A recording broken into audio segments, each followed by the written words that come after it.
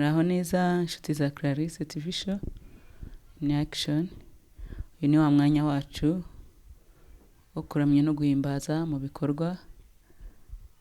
Ndagira ngo mbahe ikaze aho muherereye mu bihugu bitandukanye kugira ngo tubashe kuganira. Ndabizi mu gihe mperutse hano twasezeranye ko n'ubundi tuzaganira kuri topic twari dufite, nkuko musanzwe mubizi n'ubundi ni Clarisse niyibizi, mama w'abana babiri ukunda Imana, kandi nkaba nkunda kuramya no guhimbaza mu ndirimbo ndetse no mu bikorwa Imana inshoboje. Hamwe n'ibyo rero nkaba nagiriwe amahirwe kuganira namwe cyangwa wo kugira ico twunguranaho ibitekerezo muri kwa kugira neza kubw'ijambo ry'Imana, kugira ngo dusobanukirwe neza kugira neza niki. Nkuko murabizi neza ko hari ibintu bine twari twaganiyeho ubushize, tuvuga bibiri, ubu rero twaje kuvuga ibindi bibiri byari bisigaye. Rero nkuko mubibona n'ubundi noneho ntago naje njyenyine, ndi kumwe n'umutware wanje Matamuzi, niwe mutware wa Clarisse. Araza kwivuga avuga amazina ye, niturangiza dutangire ikiganiro. Murakoze. Karibu. Amazina yanjye nitwa Magaze Gaston. Ngaba ndi umugabo wa Clarisse nkuko yabivuze. Nkaba ndi umugabo wa Clarisse nkuko yabivuze. Tukaba dufitanye abana babiri ndetse n'abandi bari mu nzira. Murakoze. Ako kana shizemo murakumvise, ndetse n'abandi bari mu nzira bafite kwizera kurenze guhanitse, arumva atararekera aho ngaho, ubwo n'abandi baracari mu nzira. Ndagira ngo mwiyegereze kuri mutandao cyangwa se kuri media, kuko ntago dusanzwe duhura cyane cyangwa se dusanzwe tuganira, kuko mukunda kumbona ndi njyenyine, ariko uyu munsi nabimusabye aranyemerera. Ntago biba byoroshye kuzana umugabo kuri kamera, ariko ndagira ngo mwiyegereze kaze hano. N'ubundi ni mu nzu y'Imana, kuko aho babiri bateraniye Imana iri kumwe nabo, kuko nta kibi kiba kituzanya, ahubwo no kugira ngo turushirizeho kwagura ubwami bw'Imana no kuvuga ibyiza by'Imana. Topic murayizi, tugiye kuganira hejuru yo kugira neza. Kugira neza twari twavuze ko ni umuco w'ingenzi mu maso y'Imana, tuvuga ko ari mwe mu mbuto y'umwuka wera w'Imana, tuvuga ko bituma turushirizaho kwegera Imana, ndetse icyakane tuvuga yuko ni ukuguriza Imana. Rero ikituzanya ubu nyine ushize twari twavuze iyo topic zibiri cyangwa se izo poezi zibiri. Ubu munsi rero tugiye kuvuga izindi zibiri zari zasigaye, then niturangiza izi zibiri tuzikorera evaluation, tumirebe neza kuko nimba ibyo tuvuga tubishira mu bikorwa muzabibona, ndetse nawe nimba wumva uri tayari kuko hari ico wakora, kuko hari ico twafatikanya gukora, ni karibu, ntaguhejwe, vraiment uriyegerejwe, turakwakiriye aho uri. Nimba wumvugira umutima wo kugira neza imfubyi, abapfakazi, nimba wumva wagira neza abarushe, nimba wumva wagirira neza abakene cyangwa abababaye, ngwino wegere Clarisse TV show tubashe gufatikanya muri ibyo bikorwa, tujyane hirya no hino kugira ngo tugire abo dutabara mu bushobozi Imana izajya idushoboza. Rero nkuko mubizi n'ubundi tugiye kuri ya topic yacu ya gatatu cyangwa lesson ya gatatu, ivuga ngo kugira neza bituma turushirizaho kumenya Imana. Bibiliya ivuga ko muri ibi bihe turimo abantu barimo bagenda baba indashima, abantu barimo baragenda bahemuka, badakunda Imana, bakunda ibyabo, nkuko muri Timoteyo babitubwira, Timoteyo wa 2:3 umurongo wa mbere kugeza kuri 3, ngo muri iki gihe harimo abantu ntibagishima, umuntu usigaye mukorera ikintu ntashime, umuntu usigaye mukorera ikintu ntanyugwe, abantu basigaye baba bikunda cyane gukurusha gukunda Imana cyangwa gukunda abandi. Sinzi rero wacu turi kumwe hano icyo yabivugaho. Ese nawe ni kubibona muri iki gihe? Urabona abantu barimo barashaka kwihugiraho cyane. Sinzi niki wabitubwiraho nkuko nawe ubasha kubyumva icyo kintu, ukuntu wagisobanukirwa, ukuntu abantu barimo bikunda cyane. Se niki byahungabanya cyane mu kugirira neza undi muntu? Mu gihe umuntu yikunda rero bivuga ko n'ubundi kugira neza ntabyo yaba afite muri we. murakoze cyane. Ubundi iyo umuntu yikunda cyane cyangwa se yikubira ntabwo aba anezeza Imana, kuko ibintu Imana yadusigiye ngo nitugire urukundo, ngo nidukundane, ngo niyo mbuto ya nyuma yadusigiye. Kuko iyo ukunze mugenzi wawe uba ukunze Imana, kuko iyo ugiriye neza mugenzi wawe uba ukunze Imana. Niko Bibiliya idusaba. Urabyumva nimba wenda Bibiliya idusaba ngo iyo ukunze mugenzi wawe ugiriye neza. Ese ndagira ngo iyo ugiriye umuntu neza, iyo ukoreye umuntu neza, ukabona wenda umuntu ntari gushima, ntari kunyugwa, ese icyo gihe uba wumva wabireka, uba wumva wabigumamo, bimeze gute? Oya, kubera ko uba umukunze kandi ukunze Imana, Imana iba yarabigushizemo, ntabwo ugomba kurekera cyangwa se ngo ucike intege. Urakomeza kugeza igihe Imana izumvisha uriya muntu igikorwa urimo urakora ko ari igikorwa cy'Imana. Urumva ko ntago n'ubundi wareka, ntago wavuga ngo uyu muntu mukoreka ikintu ngo reka ntanyuzwe, ntishimye ngo reka mbireke. Iki ijambo ry'Imana ridushishikariza nuko tugomba gukora. Ntago dukora kugira ngo abantu baturebe, siko bimeze. Ntabwo dukora kugira ngo isi turebe. Icyo dushaka gukora gusa no kugira ngo Imana yonyine iyo dukorera ari ibasha kugira gute, ariyo tubasha kunezeza. Rero ndagira ngo nkubwire wowe urimo kudukurikira, wowe urimo gukurikira Clarisse ndetse n'umutware we, ntugacike intege mu gihe ugiriye umuntu neza ukabona abaye ndashima, igihe ukoreye umuntu neza ukabona ntanyuzwe, ntukavuge ngo reka mbivemo. Icyo gihe nubivamo uzaba urimo ukorera wa muntu, nubivamo uzaba urimo ukorera amaso y'abantu, nubivamo ntabwo uzaba urimo kunezeza Imana, ahubwo bikore kugira ngo icyubahiro gikomeze kibe icy'Imana. Niyo mpamvu nakubwira ngo ndabizi neza mu buzima abantu babaho, ukaba wagabira umuntu inka ukabona nta kwituye. Ese icyo gihe iyo umuntu atakwituye bita bivuga ko warekeraho? Ese iyo umuntu akugabiye ikintu ukabona wenda nta, kera baravuga ngo nukukwitura, ese wabirekeraho cyangwa wakomereza? Oya, mbere ya byose reka tubanze tumenye gukora ineza ni iki. Gukora ineza, ubundi iyo wamaze gusobanukirwa ineza, ubundi ineza irakugaruka. Reka mvuge nk'uko umugani ujya uvuga. Reka turebe urugero rw'abantu nka 3 cyangwa 4 turi bubone. Hari umuntu wakoze ineza, arongera arayikora, ayikora bivuye ku mutima kuko yahamanyaga n'Imana. Afashe imfubyi, uyo ni Tabita, afashe imfubyi uko buke uko bwishe. Noneho Tabita igihe kiragera nawe ahura n'ikibazo. Amaze guhura n'ikibazo, babandi yafashaga ntabwo we yabafashaga ziko ari bo bazagira gute bazamufasha nawe. N'urugero nshaka kuguhereza, ntukajye ukora ikintu ugamije yuko wa muntu azagira gute azagufasha. Noneho igihe kigeze, Tabita ava mu mubiri. Babandi yakoreraga ineza nibo bagiye kumunihira imbere y'Imana, bamushinganisha imbere y'Imana, baravuga ati mbese ko ari we yatugiriraga neza, ninde wundi ugomba kutugirira neza nk'iyo? Rero Tabita byongera gutuma Tabita agaruka mu mubiri kubera ya neza yakoze. Reka turebe undi mugabo yakoraga ineza, ngo ariko we ngo yari umunyadini.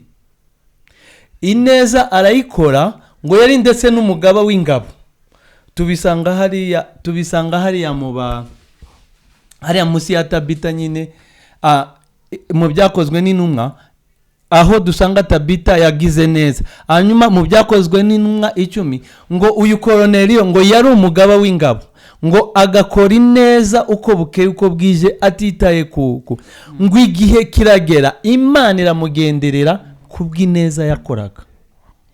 Urakoze cyane. Urumva arimo aratubwira cyane ibintu byo muri Bibiliya n'abantu bagiye bagira neza. Ni story ndende, wasoma Bibiliya ukasobanukirwa ukabasha kubyumva. Ariko ndagira ngo nkubwire yuko umuntu ntukiture neza nabo umuntu yakugiriye. rugero nimba umuntu yakwituye inabi nawe ntugomba kumwitura inabi ntabwo ugomba kumwitura inabi ahubwo icyo nakubwira nuko wowe wamwitura neza kuko ya neza kuko watubwiye ko kongwiragaruka nimba yaragarukiye Tabita ikaba yamuzura abapfakazi bakamuririra akazuka urumva nuko yamugiriye neza hari n'indirimbo ivuga ngo ineza iragaruka ndetse ngo n'inabi kagaruka ikavuga ngo wige kugira neza wige no gukora neza ndetse ngo usabe Imana ngo izabigushoboza amen rero nkaba numva ngewe ko mbitekereza ntukiture umuntu inabi yagukoreye ahubwo ujye umugirira neza cyangwa ngo uvuge ngo uyu muntu namugiriye neza ngo ntanshimiye ese buriya wewe urimo kudukurikira wewe urimo kutwumva ukorera umuntu neza kugira ngo agushimire icyo ni ikibazo mbashe kukubaza kugira ngo bibaze umutima wawe ubashe no kwisubiza ese ukorera umuntu ikintu kugira ngo agushimire oya ntabwo ariko bimeze ntugakorera umuntu ngo akigushimire ese igihe ukorera umuntu ntagushimire nyine ntugomba no gucika intege niko nkeka ntugomba no kubivamo kuko ntabwo uba urimo kubimukorera n'ubundi kugira ngo azagushimire ese ubundi washimirwa n'umuntu bigatanga iki yego ushobora gushimirwa n'umuntu ariko ugashimwa n'Imana kuko hari ijambo ry'Imana rivuga ngo hahandi bavuga ngo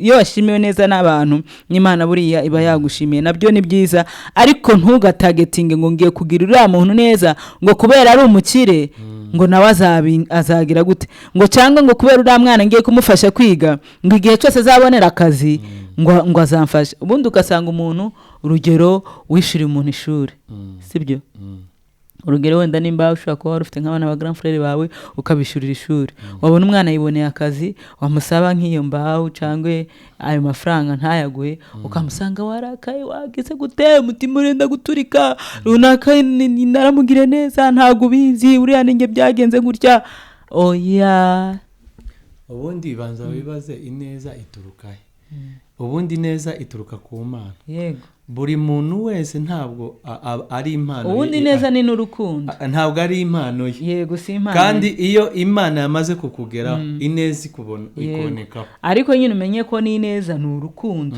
burya ntabwo nakugirira neza ntabanje kugukunda udafite n'urukundo kandi urukundo nanone ruturuka ku Mana yego turimo turabwira n'ubundi abantu barimo badukurikira kuko n'ubundi neza ntabwo ubyuka ngo uyisangane yego hari karemano na remana ariko noneho iyo ya karemano yahuye n'Imana nibwo uvuga ati nibwo utekereza mugenzi wawe utekereza mugenzi wawe guteze kubera ko ukunda Imana muri Bibiliya hari ahantu handitse ngo nyanyagiza imbuto yawe ngo kuko utazi ahantu iri bugwe kandi utazi ahantu izera ubundi mu yandi magambo twebwe twagakwiriye kugaragaza agakiza kacu tugomba kukagaragariza mu bikorwa noneho iyo unyanyagije urugero unyanyagije imbuto zawe mu bapagani wenda urugero nk'uwo muntu w'indashima ukamukorera ineza ubwacyo ukongera ukayimukorera bwacya ukongera ukayimukorera nawe bimutera kwibaza iyo yibajije rero aravuga ati ariko ubundi uriya muntu ni muntu ki noneho agatangira kwiga ya mico yawe agashaka kuyiga kuyigana akakwegera akakubaza ibikorwa gute bigenda gute iyo umaze kumubona gutyo niho binoroshye cyane kugira ngo umubwirize ibya Kristo yego bivuga ngo kugira neza cyangwa kugirira umuntu neza ni uburyo bwo kumugaragariza urukundo ni uburyo bwo kumwereka urukundo ni uburyo bwo kugira ngo umwereke koko mwitayeho cyane cyane nimba unagiriye neza wawe utanakijijwe intego aba ariyo kugira ngo umwerere imbuto ahindukire nimba mwibuka hari umugani cyangwa se hari igitekerezo twatanze kiri true story cy'umuhungu wo muri Aziya Muyapani yahuye n'umumisiyoneri wigende kuvuga ubutumwa umumisiyoneri akamubwira ubutumwa umuhungu akabona arimo aramubwirana ibyishimo arimo aramubwirana urukundo aravuga ati nimba bibiliya yatuma umuntu ahorana ibyishimo n'uri munezero yibaza aravuga ati kuki jyewe ntakora ibi kuki njye ntakora ibi urumva target ya wa missionnaire yari kumwereka urukundo rw'Imana kugira ngo nawe ejo azarukorere abandi yego ntago turimo tubikwigisha cyane kuko nimba uzi Imana nimba usobanukiwe ugira n'urukundo ariko ntiwirengagize yuko hari abatazi Imana ntiwirengagize yuko hari abatarakizwa ntiwirengagize yuko hari abifite stress zabo ariko ndagira ngo nkubwire urukundo burya nibwo rutuma umuntu agira neza amen rero mu Bakorinto rimwe Bakorinto ba kabiri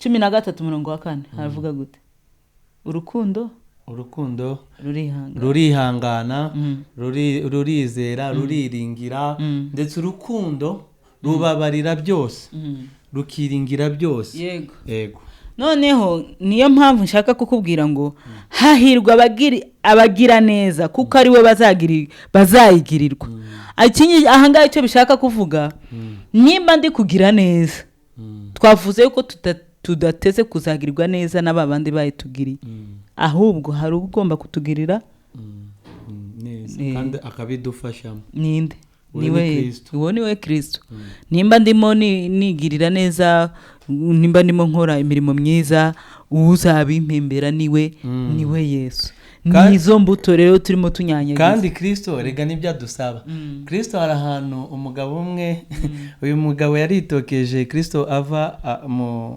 murwa umwe ajya mu wundi aramubaza ariko se Kristo ngo kugukurikira bisaba iki ko ibisabwa byose nabikoze Kristo aramubwira atoya ntago biratungana hari ikindi kimwe gisigaye aramubwira ati genda ugurisha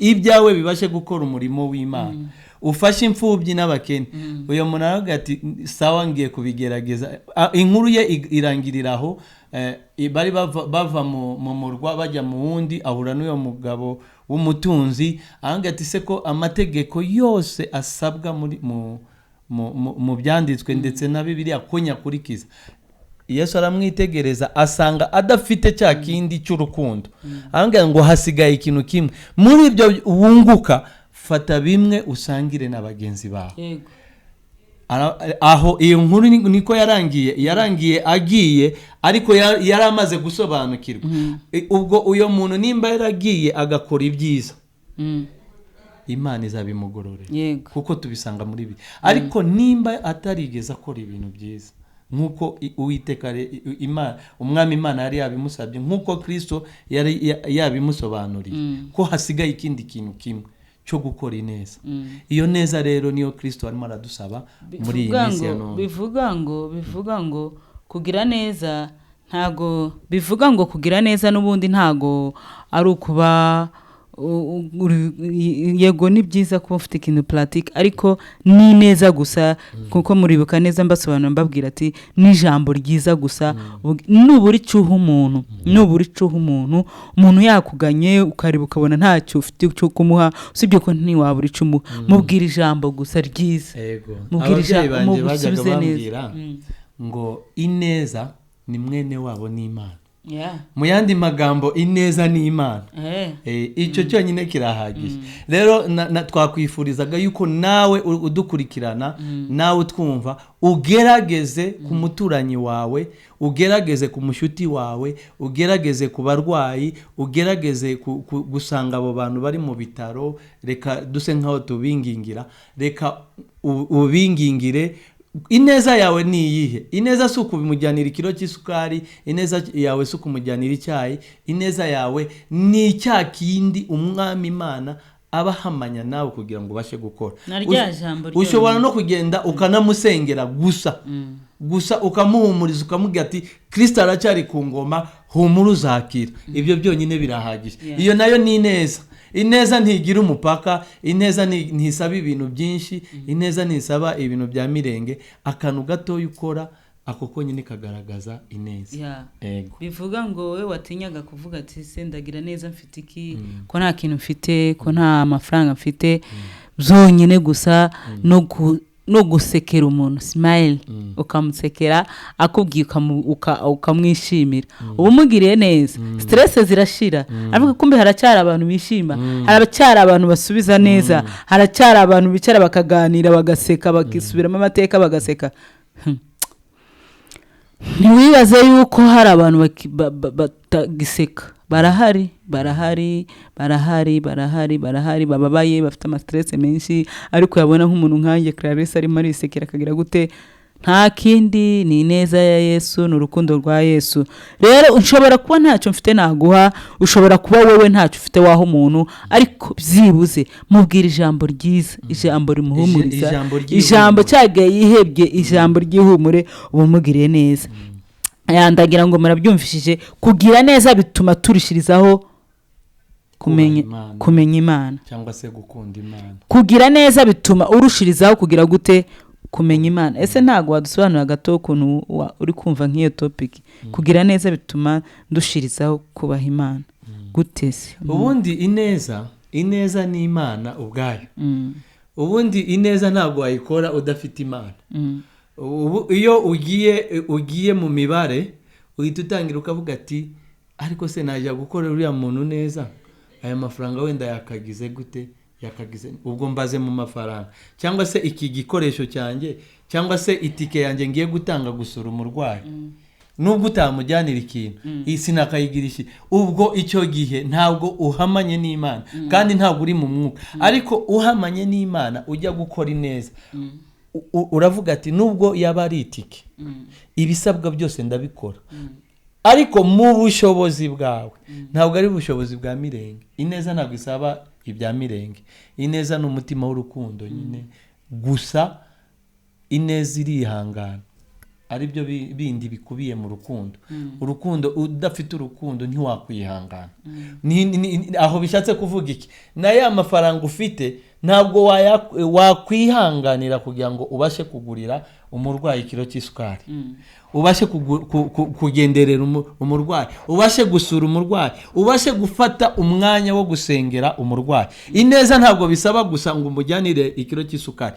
pfukama hariya ukubita amavi usengera umurwayi usengera uri utishoboye usengera uriya mfubyi Imana ibashe kuyirengera iyo nayo ni ineza ineza ntabwo isaba ibintu byinshi cyane arakoze urumva rero nawe ugomba kurushizaho kwegera Imana bivuga ngo iyo ugize neza urushizaho kwegera Imana ati gute mu gihe wagize neza hari ukwitwararika akagusengera utanabizi hari ugirira neza akagusengera utanabizi ariko ntibivuga yuko atanagusengeye wowe Imana irushizaho kukwiyereka umunsi ku munsi ukarushizaho kwisobanukirwa irindi jambo rya kane se cyangwa topic ya kane yari kuvuga ngo kugira neza no kuguriza Imana ushobora gutekereza sendaguriza Imana se hari byidafite ariko muribuka ahantu yatubwiye yuko Tapita yajyaga adodera abapfakazi buke ararwara arapfa ariko ineza ye ituma azuka kugira neza no kuguriza Imana urata no kubisanga mu Migani 19:17 bivuga ngo wewe ushaka kuguriza Imana yigurize izakwitura umunezero izakwitura ibyiza hari n'igihe ugera mu kibazo ukavuga ati Mana wibuke ko nakoze iki nibutsa akantu kamwe ubu ni ubuhamya hari umwana wakundaga gusenga bamwita Hope ashobora kuzakurikirana n'iki kiganiro ubu buhamya niwe yabuduhereye mu materaniro twabaga turi ahantu munsi ya 15 ko abantu bahazi habaga hari urusengero rwitwaga Healing noneho bukeye bwaho Hope yakundaga gusenga nukuri mu bantu bantoje no gusenga no gukunda Imana Hope yarabinyigishije nkuko izina rye ribisobanura nyine yari Hope uyu Hope noneho igihe kimwe kubera ko yakundaga gusengera aho hantu ariko ntiyabyibuka neza igihe kimwe aragenda Imana imugirira neza aratura ava aho 15 ajya ahandi hantu ariko kuko yari yarahakoreye umurimo w'Imana aho 15 igihe kimwe nyina afatwa ndabyibuka neza ko yavuze ko ari nyina yafashwe n'ibisazi bamujyana Indera. Mu by'ukuri abaganga hari ahantu bagarukira, bari baramujyanye mu bitaro biranga, noneho igihe kiragira bavuga ati uyu muntu nta kindi cyamutabara usibye kumujyana mu bitaro aho Indera mu basazi. Aramufata aramujyana, icyo gihe bamuhaye ambulance iramujyana, icyo gihe imujyana hehe? Indera. Noneho Hope sinzi ukuntu yagaruye ubwenge, abwira mugenzi we agati ariko hano hantu ndibuka yuko twigeze kuhakorera umurimo w'Imana.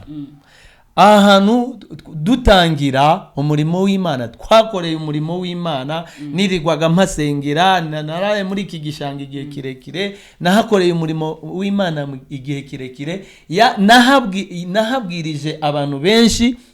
Hope yibutsa Imana avuga ati Imana ngo kubw'ineza yawe, uyo muntu bari kumwe ineza, ikintu cyiza yamubwiye, yaramubwiye ati none se ko uzi Imana, mama wakaba afite ubu burwayi, kuki utakwibutsa Imana imirimo wakoreye hano hantu? Hope nta kindi kintu yaravuze ngo Mana tugiye Indera, tujya kugera Indera ugira icyo ukora kugira ngo menye yuko uri Imana igikiza n'ibisazi. Nyina yagiye kugerayo yagaruye ubwenge buzima, abaza ngo ese ahantu bamujyanye ni he? Kandi wibuke yuko bajya kumwuriza ambulance byari byanze. Noneho inshingiye kuri ya mirimo myiza twebwe yadutozaga wenda gusenga, agadutoza gusenga no gukorera Imana. Urwo n'urugero twabasha gutanga. Noneho muri rwa rugero nshaka kukubwira ngo iyo uhuye n'ikibazo nk'uko wari ubivuze, iyo uhuye n'ikibazo ugerageza no kwibutsa Imana, ukagata Imana kubw'ineza yawe n'imirimo yawe myiza, nuko wanyoboye nkagendera ku batubanjirije. Yibutsa Imana, nawe ndashaka kubwira ngo imirimo myiza wakora aho wayikorera hose ishobora kukurengera ahantu runaka, nk'uko yarengeye Tabita, nk'uko yarengeye uyu mugabo Koroneliyo nawe yaze kugendererwa n'Imana, ngo imugendera mu masaha ya saa 9. Uyu Koroneliyo ngo yari umugaba w'ingabo, ngo yakoraga ibyiza uko bukeye uko bwije, ngo agendererwa n'Imana kubera ineza yakoraga. Urakoze cyane. Kugira neza no kuguriza Imana mu Migani 19:17. Kandi burya ndagira ngo nkubwire, kugira neza ntibisaba amafaranga menshi. Ntabwo bisaba amafaranga menshi, ntibisaba imbaraga nyinshi, ntibisaba ubuhanga bwinshi, ntibisaba imodoka nyinshi, ntibisaba abana benshi. Kugira neza ahubwo ni umutima urukundo. Kugira neza ahubwo ikintu bisaba ni ukwishimira umuntu. Mu gihe umuntu akuganye ukamwakirana umutima w'urukundo, ukamusekera, uba umugiriye neza. Kugira neza ni ukuvuga ijambo ryiza. Mu gihe umuntu akubwiye ikintu ukamusubiza nabi, uba umukomerekeje umutima. Bivuga ngo twege turi kuri kamera, ejo bundi umuntu ashobora kuza kudutestinga, ariko ntituvuze ngo uzaze gusa, ariko tugomba guhora twiteguye.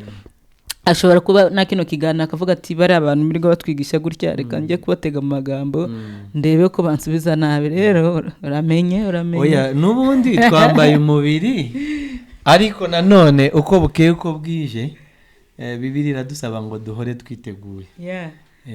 Iyo wasenze neza, iyo wasenze neza, urabona iyi mutandao nayo yagushirishamo. Yagushirishamo ukavuga ati uriya muntu aratwigisha kugira neza, reka ngende mu byashara byiwe ndebe ko uko bimeze, ndebe uko bihagaze. Ariko ndakeka ko Imana izabidufashamo, uwo mutego ntuzadufate, kandi n'udufata uzatubare kuko turi abantu nyine nk'uko yavuze twambaye umubiri. Kugira neza rero no kugira icyo wamarira umuntu, kumuha impano, kumuganiriza, kumusekera, kumwishimira, kumusubiza neza.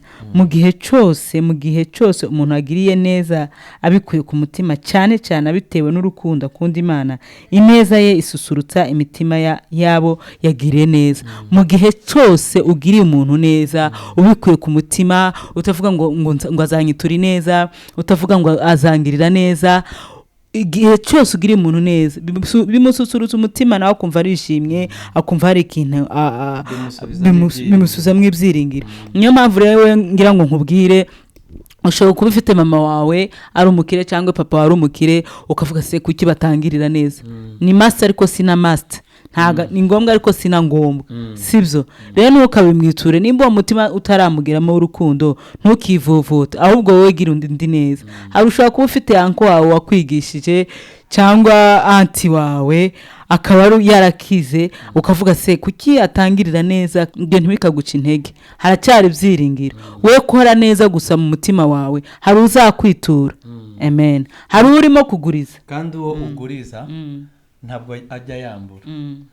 byashira amezi 2, byashira umwaka, byashira imyaka 2 akakwishyura.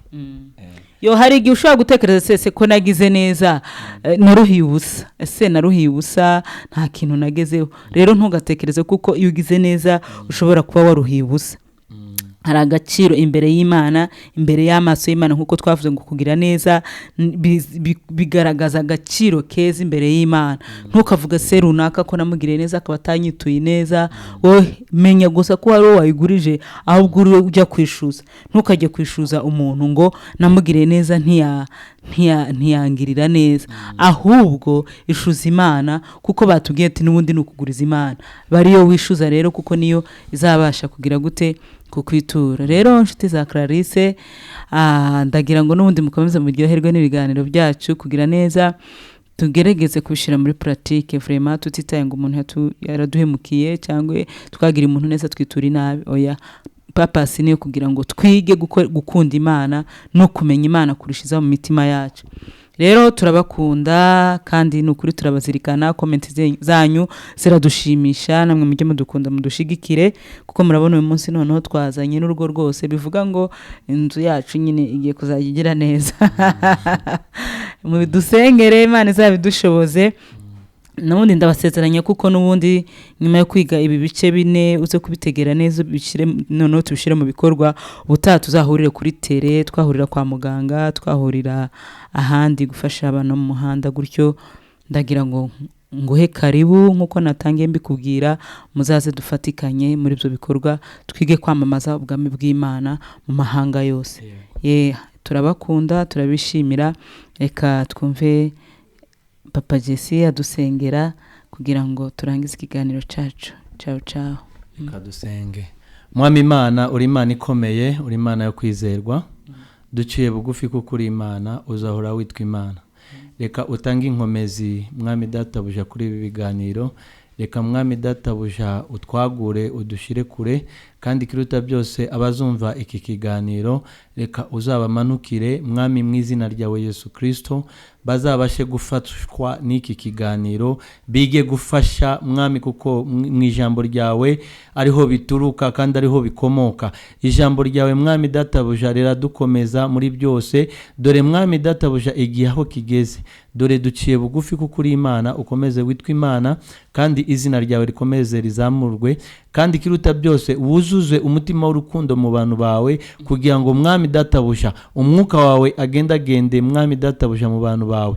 kandi duciye bugufi kuko uri Imana, ubashe gukora kuko gukora n'ukwawe, kandi kiruta byose ntukajye Mwami Databuja ujya kure y'abantu, buri muntu uwo ari we wese, yaba umurwayi yaba ufite ikibazo Mwami, kugira ngo ubashe gukomeza kubigaragariza. duciye bugufi kandi icyubahiro kibi cyawe none n'iteka ryose, ni mu izina rya Yesu Kristo umwami wacu. Amen. Like, comment, share zanyu turazifuza kandi turabakunda.